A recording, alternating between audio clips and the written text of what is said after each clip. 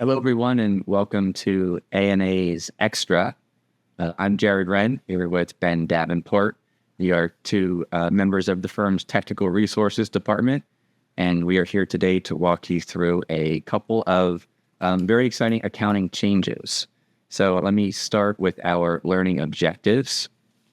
On the next slide, we have our objectives here. We're going to be digging a little bit deeper into some of the new accounting standards that are going to be impacting many of our clients and friends of the firm.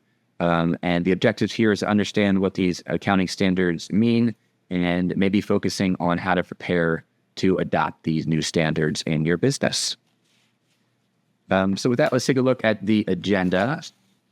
We'll be covering two of the more significant changes. The first would be accounting for and disclosure of crypto assets. And the second item would be some changes to income tax disclosures, which are targeted towards improving some of the visibility and understanding of where the tax amounts are coming from. But our first item, let's get into crypto assets. So under the previous guidance, crypto assets were classified as indefinite-lived intangibles. So this meant that they were recorded at cost, and we only recognize changes in value if the asset would become impaired. So the impaired asset would be carried under a new cost basis, which would then limit any increases in the potential value from being outside the financial statement. So we would impair down, but we would not reestablish that value higher if like the market value or the fair value would rebound. Many companies also found the impairment testing to be a complex process, which was hard to maintain in real life. And most people felt like the legacy accounting for crypto assets really did not accurately reflect the economics of what a crypto asset is and how it affects the business. And users had some pretty clear feedback to the FASB that some changes were necessary to enhance financial reporting. So the new guidance does change this model quite drastically. Under the new framework, crypto assets are measured at fair value, with periodic changes in value being recognized within net income in each reporting period. Some other changes under the new framework are that transaction costs, such as any commissions or related transaction fees, should be recognized as an expense when incurred. There's some minor industry-specific exceptions to that, but by and large, those items are expensed. Moving on to the next slide, I want to talk a little bit about disclosure. So the amendments also require that companies present their crypto assets separately from other intangible assets on the balance sheet. And also changes in the fair value of these assets should be shown separately from changes in the carried amounts of other intangible assets on the income statement. Those two things I think are relatively straightforward and common sense enhancements, and we're going to get more into some of the details of disclosure a little later on. So if the crypto assets are accounted for in accordance with subtopic 350-60, which is the topic we're covering today, and the amounts are received as non-cash consideration in the ordinary course of business. So, for example, if you receive crypto assets from a customer in exchange for normal goods and services that you sell, and you convert those crypto assets to cash nearly immediately, then we also present that cash amount received as an operating activity on the statement of cash flow. So in this context, the term nearly immediately refers to a short period of time. It's expected to be within hours or maybe potentially days, but definitely not weeks. So we do have a lot of clients in the firm that do receive crypto from their customers potentially, or receive it as donations in the not-for-profit world. But then the goal is to convert that to cash, as soon as practicable. And this particular requirement in the standard does just get that cash amount received as an operating activity on the statement of cash flow. Moving on then to some other criteria. So there are 6 criteria in the standard. So these are requirements for the crypto asset. They have to achieve these 3 requirements in order to be subject to the new recurring fair value framework that we're covering today. 3 of them are relatively straightforward. I'm going to jump around a little bit on the slide. The first one is just meeting the definition of an intangible asset. The second is that it's created or resides on a distributed ledger based on blockchain technology. They are secured through cryptography and are fungible. Those are sort of just very baseline definitional elements of what is a crypto asset. We find that the remaining 2 require the most consideration from our clients. So the first one I'll dig a little bit deeper into is the second one on the screen here, which is they do not provide the holder with an enforceable right to or claims on any goods, services, or other assets.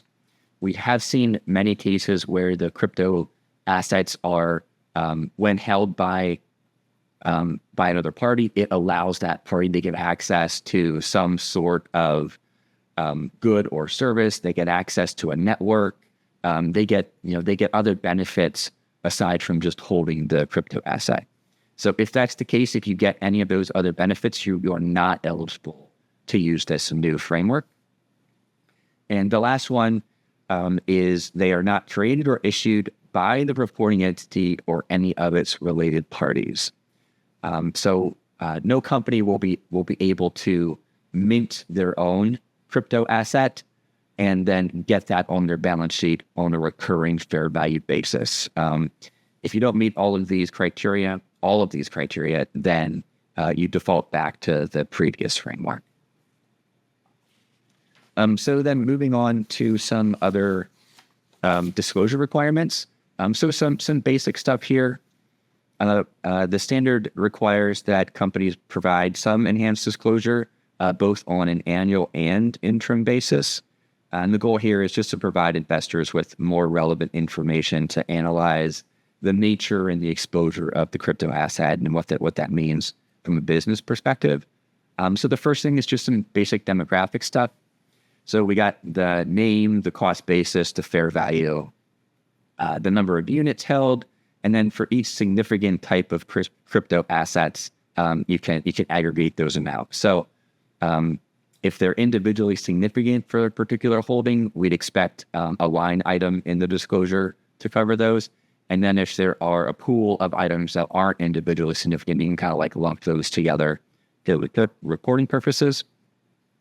And then also for any assets that are subject to any contractual sale restrictions, we should be disclosing the fair value of those crypto assets, as well as the nature and the remaining duration of those restrictions, as well as the circumstances that could cause the restrictions to lapse. So these could be any sort of contractual restrictions.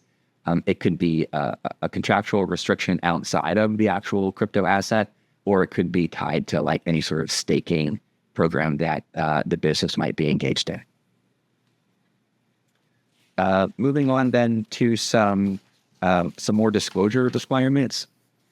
We are required to now do a roll forward of the crypto assets. And again, just some basic demographic stuff here, just covering the beginning balances, the activity within the reporting period, additions, as well as dispositions, gains and losses. To the extent that gains and losses are not presented separately, we would then be required to break them out in the footnotes. I think in practice, we have seen most clients who have adopted this standard, they are separately presenting all of these gains and losses on the face of the income statement. Moving on then to some more disclosure type things.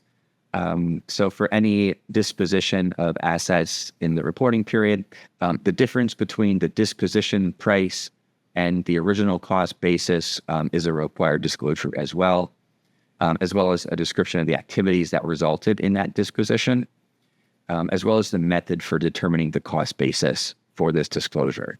So this is a new disclosure because now that we're reporting on a recurring fair value basis, The original cost basis is sort of getting lost in the shuffle as we mark these assets to market every period. So this disclosure is, tying back to the original cost basis from when you acquired that crypto asset. A couple more things on the adoption. So for this standard, we would expect a cumulative effect adjustment to the opening balance of retained earnings. So this is just a very normal full retrospective adoption approach. And then I think maybe my last note under the crypto asset category is just kind of maybe to go back and reset how we got here. So first, the basic premise of this ASU is to understand, as a user's perspective, understand the implications of sort of the economics of the underlying crypto assets, including the volatility of the assets that are on the balance sheet. And most users of the statement have been relatively excited and are embracing this new standard because we do feel like it does very much enhance the usability of the financial statements and give a much more clear picture of what the economics of the crypto assets are and what it means for the business. So some other things to think about if this standard is relevant for you. We would encourage you to think about formalizing your valuation procedures. Those are going to be very important to adopting the new standard, including addressing some relevant controls to manage that process to make sure the financial reporting is timely and accurate. And we're happy to work with you in establishing those, the fair value approach and what controls might be relevant. We've had many conversations with clients about identifying the principal market where the crypto asset is transacted, because especially for some of the lesser known assets, there could be differences between how different markets are valuing certain assets that could potentially be material. And then just think about how you track additions and disposal activities. Where are your crypto assets being held, and what kind of data is available from your custodian, or if you're self-custodying these assets, there are certainly additional considerations. But again, reach out to your engagement team if you want to address this further. I think with that, we are going to flip into our next category, which is income taxes. Hey, thanks, Jerry. Nice job on the crypto assets piece. I really enjoy hearing more about that one. It's very exciting. So without further ado, we'll go into the income tax disclosures, which is another standards update that was issued in 2023 and now is becoming effective for the upcoming reporting cycle. Just to kind of set the stage a little bit, this is kind of coming in two waves of effectiveness for adoption. So public and business entities are the ones that will need to be thinking about this for their annual periods that began after December 15th, 2024. So this upcoming calendar year end, if you're on a calendar year end basis. And then non-public business entities will be the following year. Presenting this obviously to help any of our public entities, but also continue to make sure that it's kind of top of mind for any private clients that we have. So ASU 2023-09 is really targeted at improving income tax disclosures with a focus on kind of standardizing the disaggregation of different tax effects. So its purpose is really to just provide additional decision useful information for the users of the financials, really to understand the entity's operations, tax planning strategies they may have, exposures to foreign taxes, etc. This will apply to any entity that's subject to income taxes. There are some disclosures that we'll kind of note as we go along that are only required for public business entities. One of the big updates is an additional rate reconciliation between the statutory tax rate and the effective tax rate. And this new guidance has kind of a prescriptive list of the different effects that the board now wants to see everybody talking about or disclosing. There are some additional disclosures around what's happening with pre-tax income or loss, as well as income tax expense and benefits, as well as a few removals of and eliminations of some disclosures that haven't been decided to be cost beneficial or relevant anymore.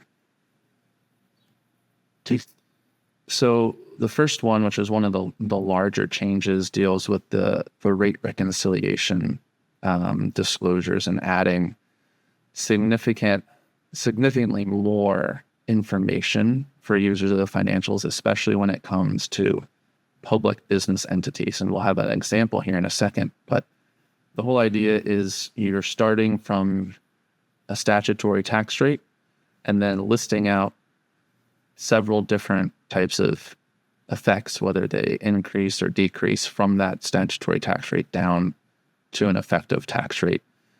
For public business entities, this needs to be done on an annual basis and also done in a quantitative manner. So having that tabular format is a requirement for public entities.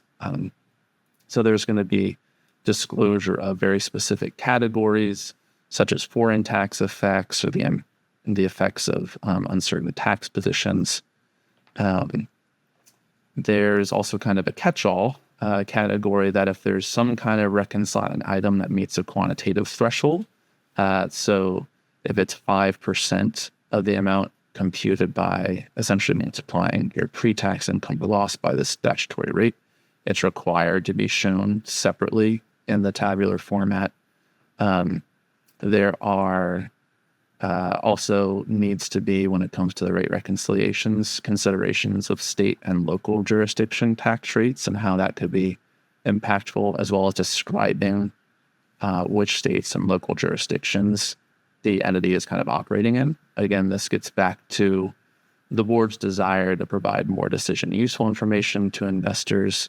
So it's really clear where an entity is operating, the effects of taxes from a domestic perspective, from a foreign perspective, at kind of the federal level, so to speak, as well as in kind of drill down into state or more local jurisdictions, either domestically or on a foreign basis, and the impacts those are having.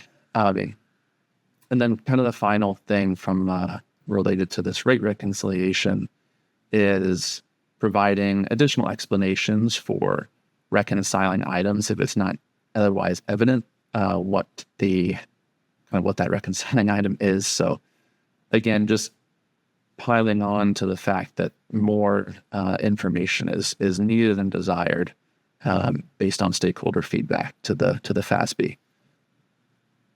So this slide kind of shows an illustrative example coming from the implementation guidance that's going to be effective under the new ASU. So you can see just kind of right off the bat, there's a lot that kind of goes into putting together this tabular format.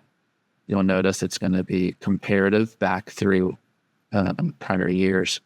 And so in this particular example, you're starting with, this is a U.S. domiciled company, but they've got operations in different countries like the United Kingdom, Ireland, etc.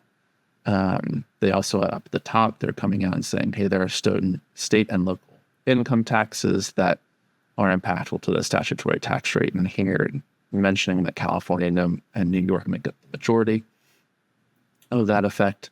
And then you go through the list that's basically listed in the new codification guidance of, okay, I've got to include foreign tax effects. So where are the foreign operations? How does operating in the United Kingdom, for instance, how is that impacting the tax rate? Then you'll go through any effects in tax laws or enactments that could be impactful in the current period.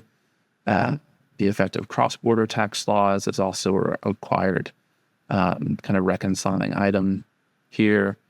Tax credits, changes in valuation allowances, the impact of non-taxable or non-deductible items, and then kind of listing out what the reasons are for those. So in this particular case, the entity has share-based payment awards and goodwill they're kind of that greater than 5% threshold. So they're showing those separately and then aggregating others together. Then finally you get through just the catch-all groups of changes and not recognized tax benefits, as well as other adjustments. And then you're ending at that final effective tax rate. You're showing the dollars, you're showing the percentages, right? So you worked from the federal statutory tax rate, and you work down, and now you're at a lower place or potentially a higher place. It's going to depend really on how the rate reconciliation works out. And the way you kind of read this is you're thinking of which jurisdictions are either providing an increasing tax rate. So in this case, there's like when we think about foreign taxes, Mexico is increasing with the higher tax rate, or United Kingdom and Ireland are dropping down the effective tax rate for this U.S. domiciled company. So again, very important, I think, for all our public business entities to be familiar with this implementation guidance, be following kind of the list in the new codification standard, and making sure we're addressing all of these points in the correct manner. When it comes to rate reconciliation, there is a requirement for non-public business entities as well, but to a much lesser extent, where the new ASU is allowing for these non-public business entities to provide qualitative disclosures, or kind of those narrative disclosures. It's got to be about the same categories that we just kind of walked through for public business entities. And it has to include the same information about individual jurisdictions, where there are driving significant differences between the statutory rate and the effective tax rate. Really, the only difference here is to make it a little bit easier for non-public business entities by allowing them to provide kind of that description versus a true tabular and like quantitative reconciliation that the public entities need to do. And to illustrate that, pulled out again kind of an illustrative example from the implementation guidance in the new codification standard topic. And so this is not a one-for-one to the last one, as far as it's not the same exact entity. But this is like an example disclosure that you might expect to see, where NUW is coming out and saying there is a significant difference between our effective statutory tax rates are, or our effective tax rates are, and our statutory tax rates. It's primarily driven by these tax credits, foreign taxes, state taxes, etc. And then going through and providing additional clarification. So the foreign tax or effects are really indicative of and impacted by operations in Ireland, which decreases its effective tax rate. It mentions these federal research and development tax credits, which is decreasing its effective tax rates, while also being mindful of we're also impacted by state tax rates with then kind of increase based on operations in California. So again, it should be covering those same ideas, just in a much less rigorous and maybe quantitative tabular disclosure. The other part around taxes paid is disclosing for all entities on an annual basis what year-to-date amount of income taxes paid are, and disaggregating those by either federal or national, state, and foreign taxes, showing those separately, and then also showing income taxes paid for significant individual jurisdictions. So that would be those that are equal to or greater than 5% of total income taxes paid. Some of the other amendments here, all entities need to be disclosing income or loss from continuing operations before income tax expense, and showing those broken out between domestic and foreign operations, and then doing the same thing with income tax expense or benefits.